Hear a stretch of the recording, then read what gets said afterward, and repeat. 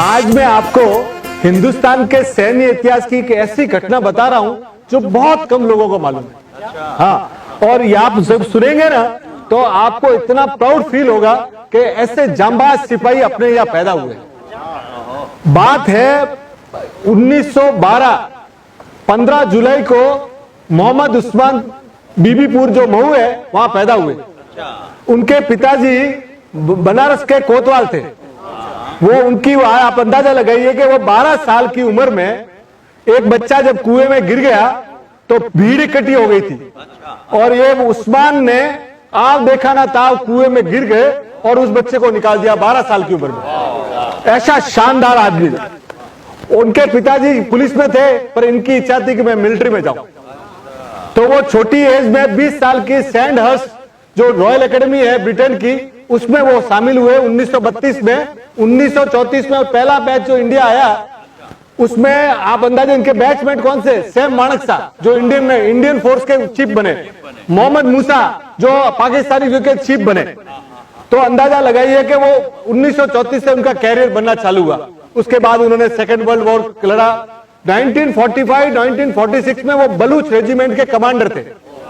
1947 में क्या हुआ कि अपना पार्टीशन हुआ, देश का विभाजन हुआ, एक हिंदुस्तान हुआ एक पाकिस्तान हुआ। तो ये जब मुस्लिम थे तो बलूच रेजिमेंट के कमांड में थी, तो इन्होंने बोला मैं हिंदुस्तान के साथ जाऊंगा। तो मोहम्मद अली जिन्ना और लियाकत अली खान इन्होंने इनको बोला कि हम आपको पाकिस्तानी सेना का थल सेना अध्यक्ष बना देंगे, आप हमारे वहां आइए। उन्होंने बोला मेरी माँ भारत है, मैं भारत में पैदा हुआ हूं, मैं भारत हिंदुस्तान छोड़ के कहीं नहीं जाऊंगा, मुझे हिंदुस्तान में ही रहना है।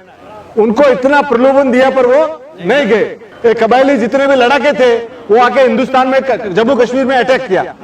तो जम्मू कश्मीर में जब अटैक किया ना तो कई एरिया थे जो उनके कमांड में आ गए, तो यानी वो कबायली श्रीनगर तक पहुंच गए थे और इधर राजौरी पुंछ सब एरिया उनके हाथ में आ गया था।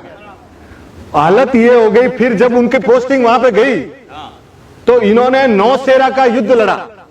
और नौशेरा के युद्ध में कैसे है कि उस समय उधर से 11,000 लड़ाके लड़ रहे थे और पाकिस्तानी लड़ाकों में 1,000 लड़ाके तो मारे गए और 1,000 लड़ाके हताहत हुई और हिंदुस्तानी सिर्फ 32 लोग मरे और 102 जन का हताहत हुए। इसीलिए उनको नौशेरा का शेर कहा गया। और वही व्यक्ति थे जिन्होंने भारतीय सेना में आपस में बात करने का जय हिंद जो बोलते हैं वो शुरुआत कराने वाले वो थे। ये जय हिंद जो बोलते हैं ना, और वो उनके हालत उनकी ये स्थिति हो गई 1948 में। वो अकेले सैनिक पूरे हिंदुस्तान के आज दिन तक के इतिहास के थे जिनके ऊपर पाकिस्तान ने 1948 में 50,000 रुपए का इनाम रखा था।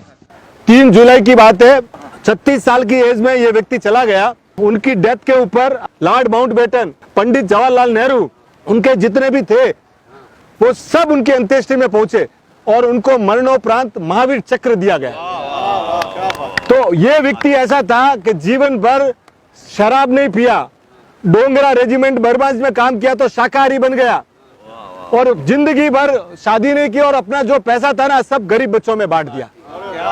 तो ऐसे मीर उस्मान ब्रिगेडियर को हम सलाम करते हैं। जय हिंद।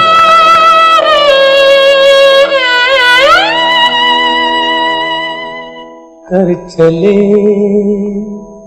हम फिदा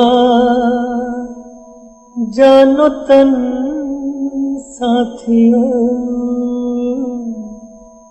अब तुम्हारे हवाले वतन साथियों।